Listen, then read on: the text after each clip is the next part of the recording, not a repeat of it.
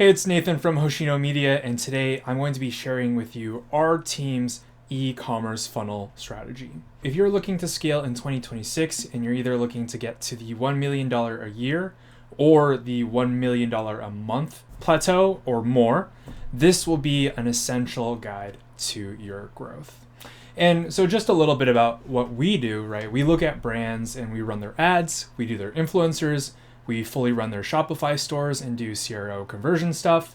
We do their emails. So we work on a lot of stuff. And the clients that we've worked with or consulted for vary a lot. We've worked with some of the biggest brands in performance wellness, biotech and biotesting, clothing and fashion, and CPG. And so we've looked at a lot of different brands. So this framework comes from a place where we have seen that the winners in their respective categories are all doing very similar things.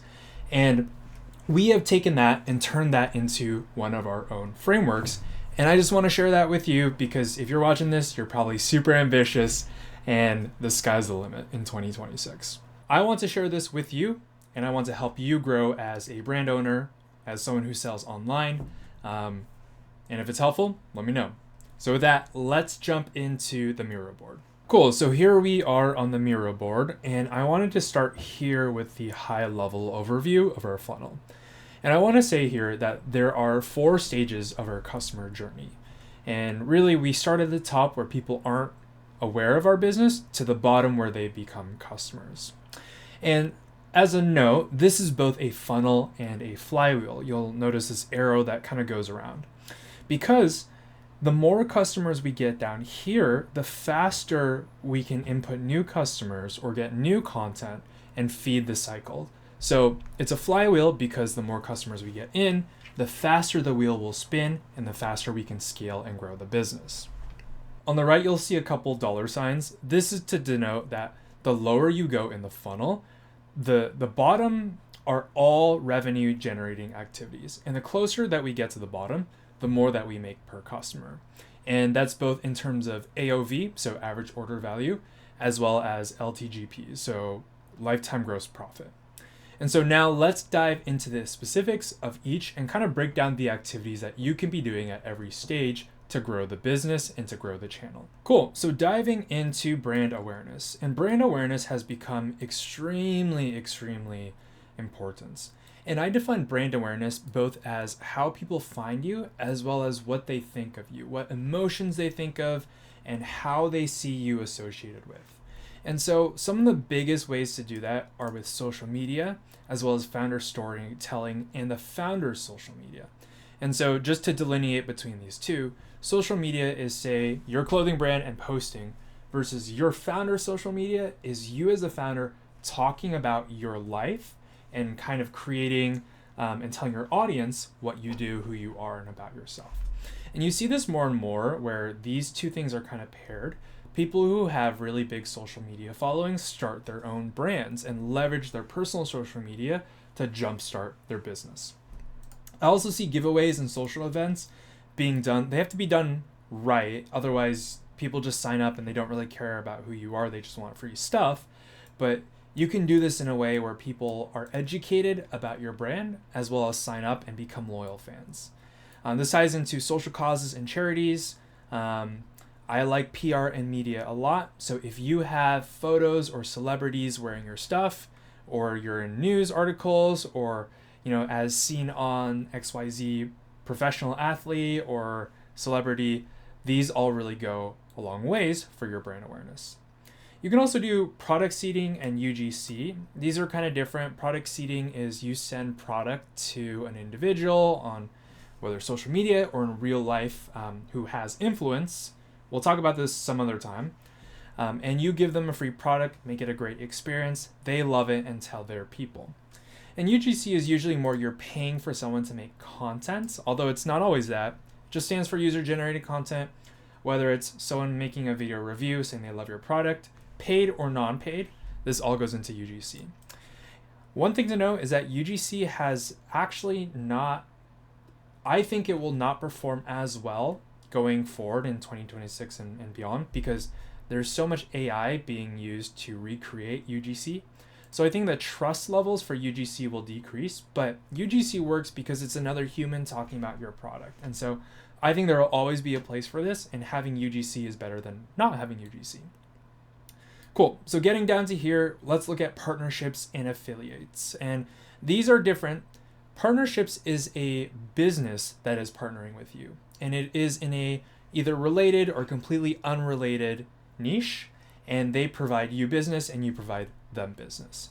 And so, for example, if you run a clothing brand, you might partner with a company that does jewelry, and you'll say like, hey, these are our partner company. We love them. We think they're really cool. And so we have a special discount for you if you shop with them, and you send them customers and they send you customers, just to show like, hey, you're a legitimate brand with legitimate connections with other legitimate brands.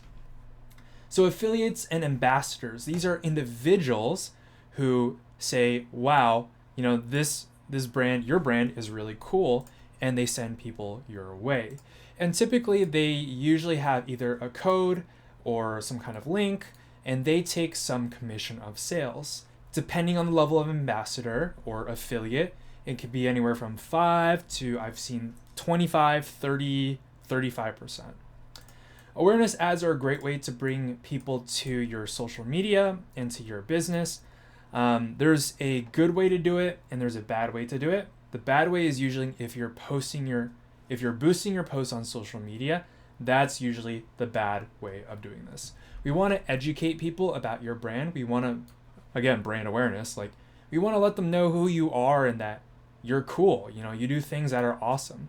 And so awareness ads, good and a bad. We'll talk about that some other time as well.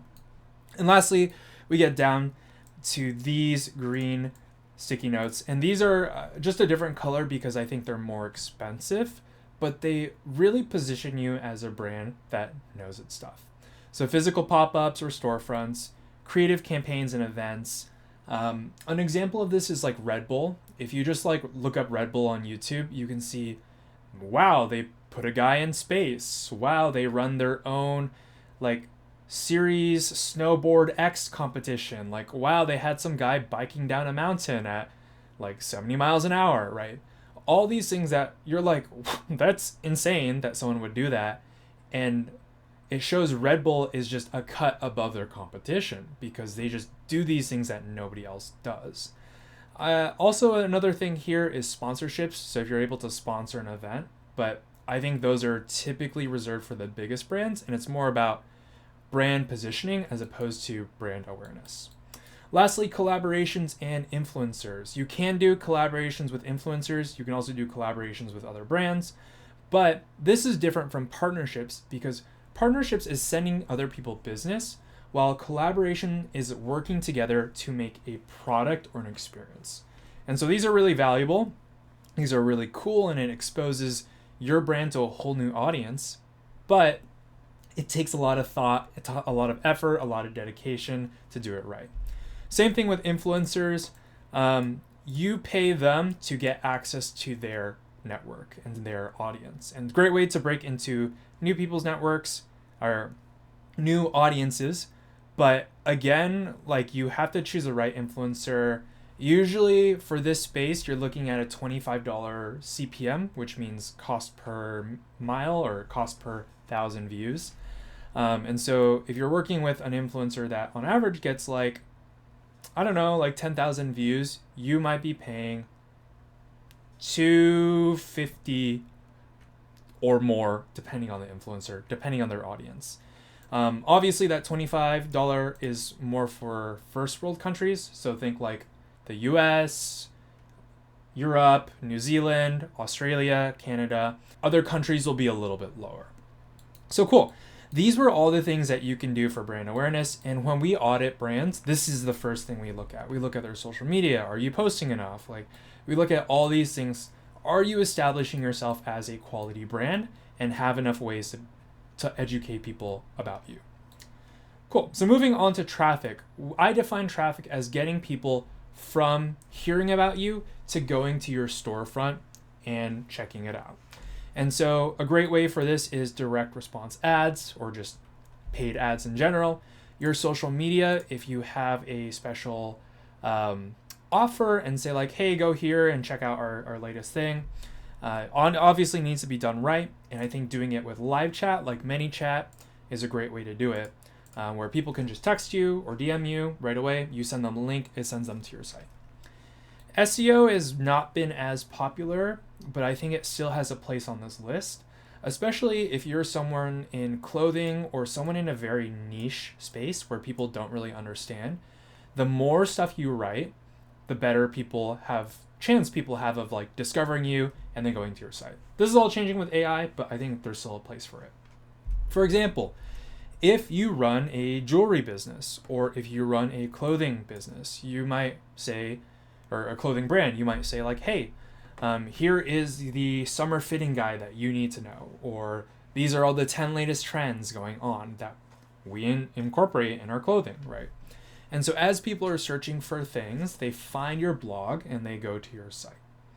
I think influencers, and like I mentioned earlier, great way to get people to go to you because it's leveraging their position of trust and bringing people to your site. You can also run these as what is called whitelisting or as dark posts. Basically, you have them make an ad for you and you run it as an ad from their accounts. And it doesn't show up as a post on their timeline or their feed, but it shows up in the feed of users. And so they're like, hey, I know this person, I like them, I'll go click on this ad, which goes to your site. Storefronts.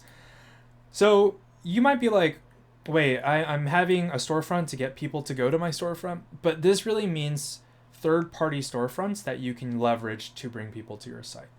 And a couple examples of this are TikTok Shop or Meta Shop. And TikTok Shop is kind of its standalone thing. It's kind of in between traffic and conversions because it kind of does both. But Meta Shop is this thing that I used to hate that I now really love. And Meta Shop in the past would take 5 to 10% of your cut. People would check out through Meta. You wouldn't even get their email. Like, it was crazy. And on top of that, like when you had a customer that wasn't happy and they wanted to return things, it was just like a nightmare. You're just like, who are you? And they're like, who are you? Like, and it was just a mess. But now in 2026, they did a lot last year and the last couple years to fix this. But now just kind of now it serves as just like a discovery channel where people can just find out about you directly. And it's pretty cool. No fee. They go through your Shopify or your Wix or your WooCommerce store, and you own all the workflow. So they're just there as discovery. I like it a lot more than I did in the past. Lastly, affiliates, which we've talked about here. And I think timed events is one of these things that ties in with conversions, but really brings people in. So think like Black Friday or there's just a holiday, but you can also create your own holidays that drive people to the site. One good example of this is Amazon. If you think about it, Prime Day did not exist about 5 years ago. I think 5 or 6 years ago, Prime Day was first launched. And now they've essentially made up a holiday where for 3 days, if you go, everyone's doing these lightning sales. And so they get a lot of traffic because people are curious what's going on. Like, what's the sale happening? Like, Amazon is huge, so there's all these things, right? And so everyone who knows about Amazon, who is aware of Amazon, now is like, hey, because of this event, I'm going to go to their site and look around. Sweet. Well, let's go from here and jump into conversions. And conversions is the process of getting someone to go from being on your site or knowing about you to actually buying. Obviously, ads, like I mentioned, are a great way to do this. I would say design of your site as well. And this is both a aesthetic and a visual thing, as well as how you set it up. What products do you feature next to each other? Which product is your flagship and how is it kind of presented relative to the other products? So there's a lot that goes into this, and it's not just design, it's also psychology. Emails are great. We'll talk a little bit more about this as we go on, but emails are a great way to either have customers convert or convert again. And this happens a lot for, I'll just go into that now, like abandoned cart workflows. So if you have their email and they're like looking at your brand new shirt and they're like, I'm actually not going to purchase this right now, and they leave it in their cart, you can email them with a really cool, well thought through email chain and bring them back to buy. CRO, so conversion rate optimization, kind of touches in with design, but just stats and optimizing how you get people to buy. Storefronts, obviously. Live chat. This is different from live chat back in the traffic. This is live chat directly integrated on your website. You can still use a tool like ManyChat. There are a couple other ones, but this is a great way so people can ask their question like, hey, what's the sizing of this? Or like, hey, when is shipping? Or what is your return policy, right? These are all things that if they DM you, you might take an hour, 2 hours, 24 hours to respond, but an AI or a tool hooked up to your backend responds right away. So great tool to give customers trust and to convert. Cool. So offers, these are things like, do you do free shipping? Do you have bundled products? Do you have like a cool 10% off for new purchasers, right? Stuff like this.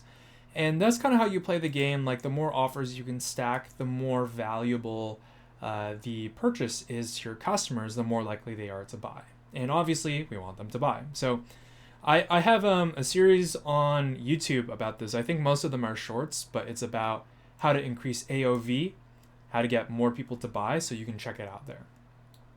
Sold out flows, very similar to abandoned cart flows, but this is when a product is sold out. So often I see people just have a product that's sold out and they just leave it on their site and it just dies there. And I think it's such a missed opportunity. There's a way where you can collect emails if people are interested in products that are sold out, but then you can upsell them later and be like, hey, we have 1,000 people interested in this, so maybe we'll get 500, 600 sales. So like, hey, we're going to make more of these. Here's a drop day. Because you've been following for so long, we want to let you know first so you can get it. We don't know if we'll ever make this again, but if you're interested, like, this is for you. And so I'll probably make content on these two especially eventually, because I think they're super powerful. This is one of the things we really focus on when we build email flows for our clients, just because they convert, because they work. And I've seen stores where they thought emails were not going to help, and then suddenly they added 20 to 30% revenue just from email flows because they've had so many customers. Product photography, similar to design, a little bit different. The more photos you can have, photos or videos of your product being either worn or used in different settings, the better. The more trust there is, the more people are like, hey, this is actually kind of cool, and they'll check out. This is essential, especially if you are in a very visual or aesthetic based niche. So my clothing brands, my jewelry brands, think about that.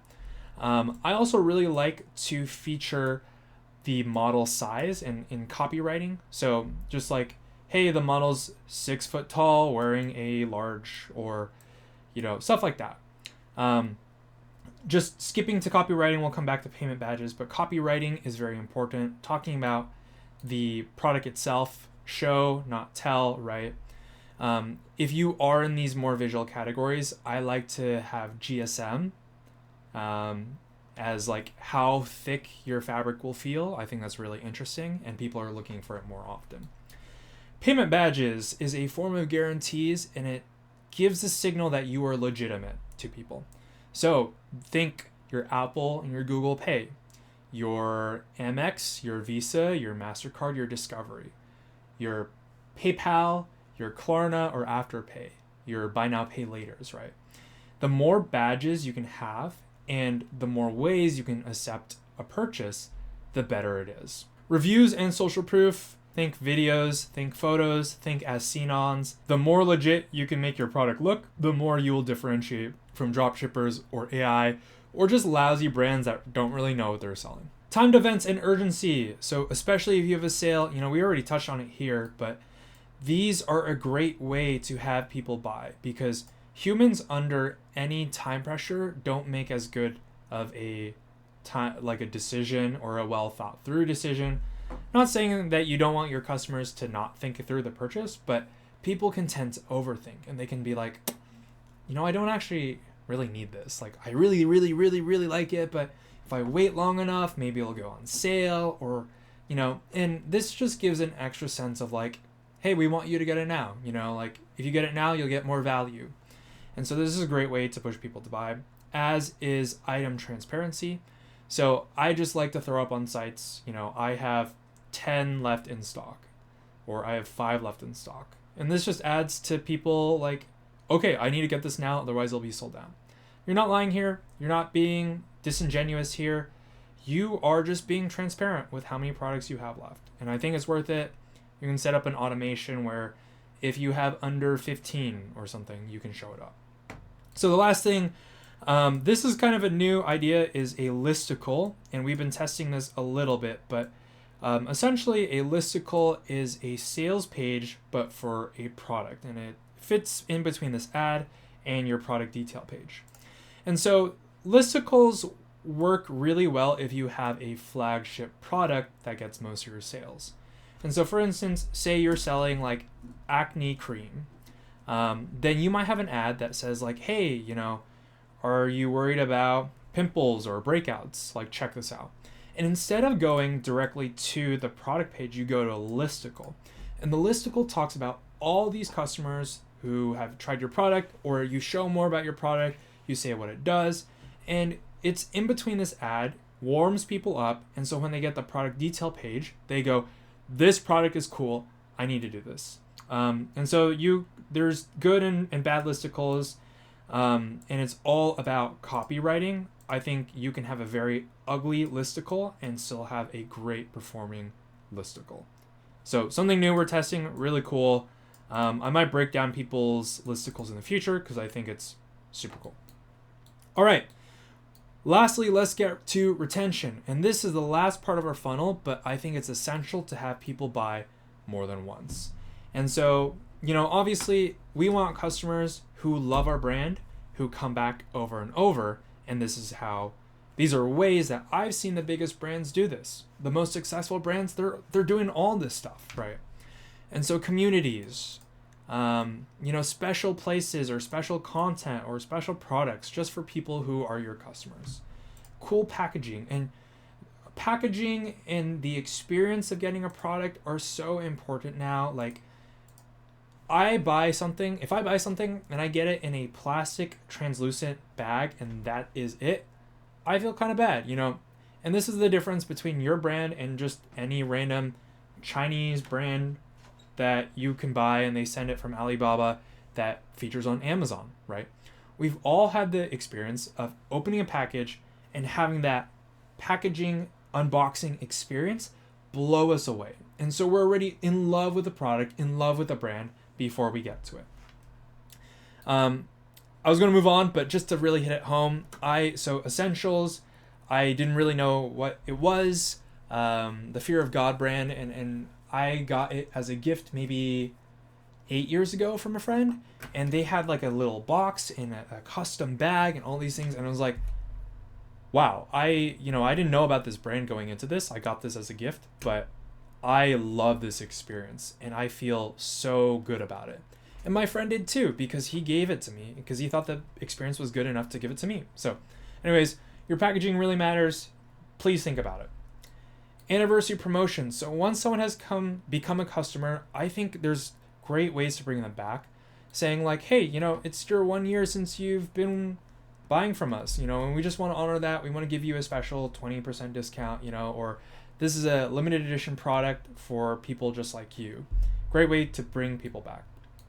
Replenishment workflows. This is different from the sold out. This is if you are selling a consumable.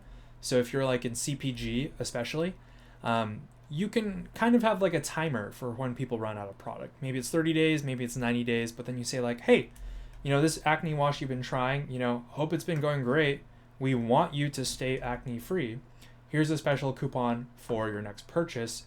And you can send it to them about 90 days in. Email, I already talked about it. So important. Email. If you don't have email flows, you need email flows. The biggest brands all have email flows. And if you want to be a big brand, you need it too. Social media tags kind of loosely ties into communities, but just the idea of just the idea of building a place online where people can really shout out your product, right? And so you can go online and search this up, but there's a ton of CPG companies that do like hashtag their company name family or something, just to show people like, hey, there's a community here. VIP treatment and events. You will have your best customers. You'll have customers who will buy once. You'll have customers who will buy more than once, and you will have your whale customers that continuously buy from you.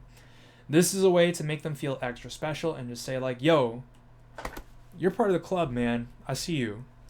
And you just give them special offers. You give them special events. You bring them out to places. You make them feel like they spent their money well because they are a part of a movement that not many other people are. So make them feel special and they'll spend more with you. Post-purchase upsells. These are fantastic. When you buy your shirt, do you want a jacket or a beanie or a hat to go along with it? Excellent, excellent, excellent. Tons of automations that you can use in Shopify for this. And this is something we do all the time. Storytelling. So this is kind of where we get back into, if you remember, all the way back our flywheel. And so all these things are for retention, but also for flywheel. And the more of a story we can tell, the more people will love our brand, stick with us, and tell other people about us. And finally, some last things, SMS, text messages, as well as ambassadors. These all go a long ways to get people to your store. And this is different from earlier because I want to say like, hey, if you have VIPs or if you have people who have influence who are purchasing from you, consider making them affiliates or ambassadors, right? You don't want Joe Schmo. You want someone who has a lot of weight in their community. And if they are ambassadors, if they get, a little kickback from every time someone buys from you, they'll probably buy from you again. It's just how it works. So with that, this is our e-commerce funnel. And this is something we audit and we consult, again, the biggest brands. The people who are killing it in market, whether in CPG, in clothing, in fashion, in just household products, you name it. Like everyone installs this, everyone has some version of it. And so for you, if you really want to win in 2026, you're going to need all these. And thankfully, you have the funnel and the breakdown here. So listen, guys, just as one last thing, and I just got to say this, my team demands me to say this, but if you're interested in having us build this out for you, if you're like a brand and you're like, yo, that's a ton of work. It seems really cool, but it's so much work. Dude, I totally get you. I've ran my own e-commerce before and it was a struggle to get all this up. But we do this and I do this for a living and it's a ton of fun. So if you are interested or you need help, you can click the link below, book a call with me or with my team, and we'll help you get started. And so, the first step to building your brand to $1 million or more starts with this, and we'd love to chat with you. So with that said, hey, I hope this e-commerce funnel helps you. I hope it helps you scale to the next level, and to the point where you either, are well way beyond this, or you're like, I'm ready to talk to you guys now about this. But either way, I hope this helps you. If you have any questions, drop them in the comments below. And I'm starting to make more content now. I'm trying to put it out once a week, once every 2 weeks. So if you have something on this list that you're like, hey, Nathan, you talked about this and I don't understand it at all, but it's fascinating and I need you to break it down because it'll help me. Man, I would love to help you. So leave a comment down below. What would you like to see me talk more about? And with that, see you guys around.